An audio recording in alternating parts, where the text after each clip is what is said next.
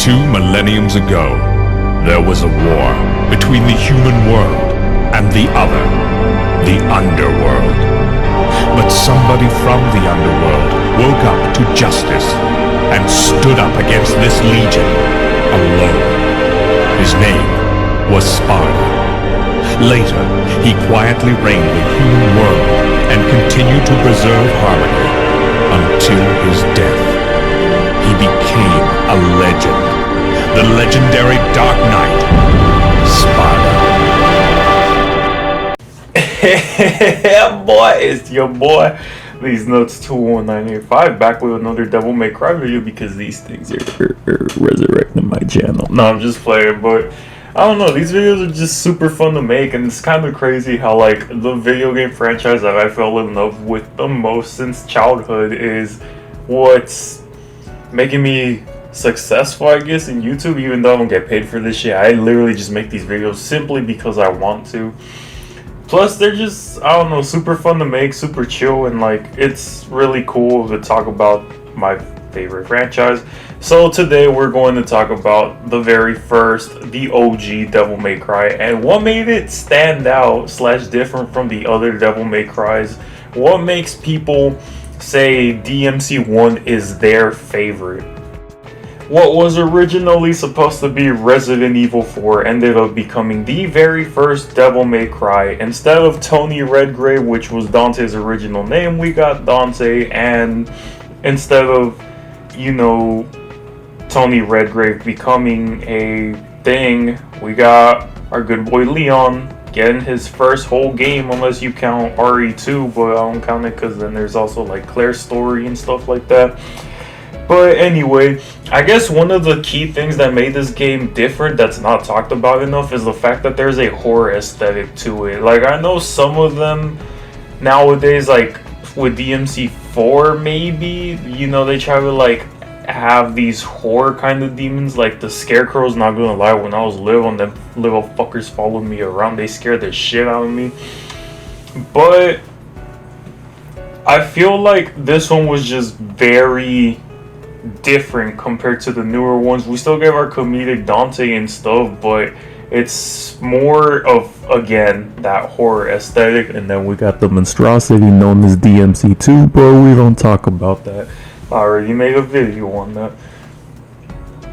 Some of these bosses also became extremely memorable, and they probably wind up in a lot of people's top 10 Devil May Cry bosses because, I mean, seriously, you got Griffin, Phantom, Nilo Angelo, and then you got fucking Mundus. And this game also probably has the most depth into Sparta himself because this game talks about him the most. Like, if you get into, like, DMC 5, it talks to him, or it talks about him, like, almost not at all. Whereas in DMC 1, there was a lot of stories about him and stuff. And then they kind of carry that on in DMC 3, and then DMC 4, they try to make villains surrounded by Sparta and shit like that, which was pretty cool.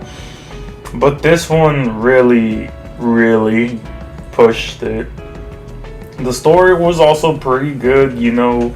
It kind of set the trend for Dante going into these little cursed castles and shit just to fucking hunt demons before they make it to his town and shit. And then the voice acting was also pretty cool. You know, we got the iconic voice crack. I should have been the one to fill your dark soul with light! Also, I don't know if I'm the only one here, but I did not like Trisha's character in this game. She just came off as a really bitchy ass person, but then again, that's just women nowadays. I'm sorry, but it's low-key a little bit true. But anyway, not only is Sparta talked about a lot in this game, you also get to play as him, and I know you get to play as him in like other games, but at least here, instead of Dante's alternate costume, which is kind of what it is, they try to make him his own little character, and it was kind of cool because instead of him using, you know, the Sparta or the Force Edge, he uses the Yamato, and it's kind of cool how they came up with all of those little details for it as well, like the little kanji when you equip it, and the fact that it has the same abilities as the Atlaster, but then you become the Sparta demon. Also, can we talk about the inspiration behind Sparta's demon form? Like, I'm pretty sure one of the developers saw a cockroach and got horrified by it, that they're like, yeah, that's the one. That's the one. The devil trigger system is weird though in this game. Like, you're in the human form and you use an aura until you start attacking, and some weapons don't even let you use devil trigger. Like the Sparta, you can't even use the devil trigger until that one mission where you fight Mundus. That's literally it. The Force Edge, you can't use it for shit. Also, no gold orbs, which is extremely annoying in the harder difficulties, considering the amount of damage that these motherfuckers do to you. It is so annoying. And then you always have to touch the floor to pause the game or access your menu, which also makes no fucking sense. And then you always have to use your menu to change your fucking devil arm or your firearm. It's too long of a process. It's ridiculous, but I mean, it's the first Devil May Cry. What else could they do? And then when you die, this is why I fucking try to push this as much as I can when I talk about this game. Save your fucking game. Because if you lose all your yellow orbs, you're starting from your last save. And if you haven't saved from the first mission, just play a new game, buddy. Just play a fucking new game.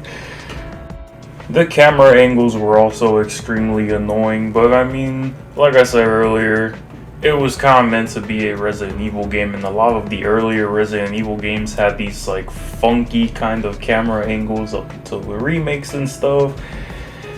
And eventually they got their shit together and figured it out.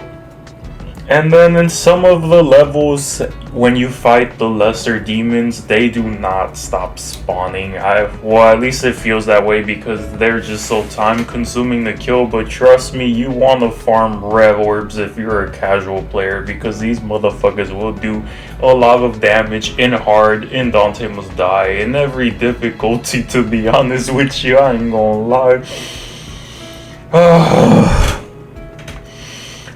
And also, if you're trying to get all the blue orb fragments, just look up a YouTube video. You're not gonna find like 60 to 80% of these secret missions / blue orb fragment locations, I guarantee you. Also, if you do find them, it's pretty cool that whenever you repeat the secret mission or you find the location of where the blue orb fragment used to be, it gets replaced with the yellow orb. I thought that was a cool little detail.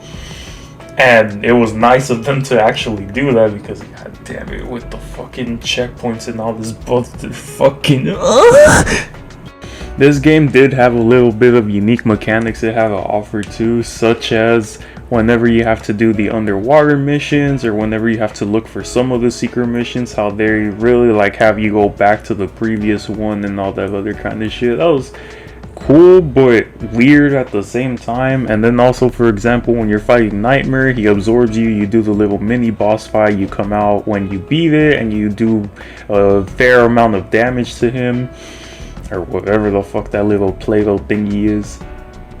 And I've noticed that with a lot of Devil May Cry newcomers, they have two feelings towards the first one.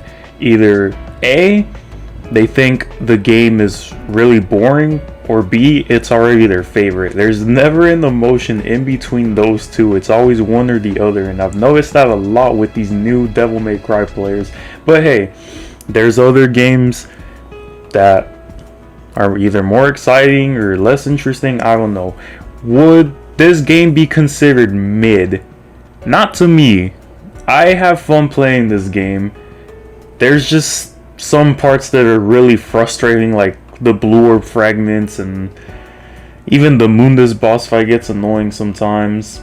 And then the harder difficulties, the amount of damage they do to you is just unfair, extremely unfair. But you know, it is what it is, I guess. In conclusion, this game is fun, but good luck in those harder difficulties. Good luck trying to fucking increase your health gauges if you're not just buying blue orbs and stuff. But I say give it a shot. It's pretty fun. Like I said, a lot of people either think it's really boring or think that it's really, the best Devil May Cry game. But I say try it out for yourself and see what you think, because at the end of the day, no one ever says the game is bad. Even the people that do say the game is boring still play it. So go for it. That's gonna be it for today, guys. I hope you guys enjoyed. Oh yeah, and then there's also death animations. I forgot to talk about that earlier. You'll see when you play. You'll see when you when you play. Go ahead and share this video with your local Whataburger manager. Oh shit, I forgot that's a southern thing. Your local Chipotle manager, I guess. Go share it with your local Starbucks barista that hates doing her job and like the first 5 minutes that she clocked in. Go ahead and share it with your local street vendor. They could use the support just like I could use it. That's gonna be it for today, guys. I hope you guys enjoyed. Please leave a like, comment if you're new, subscribe, and I will see you in the next one.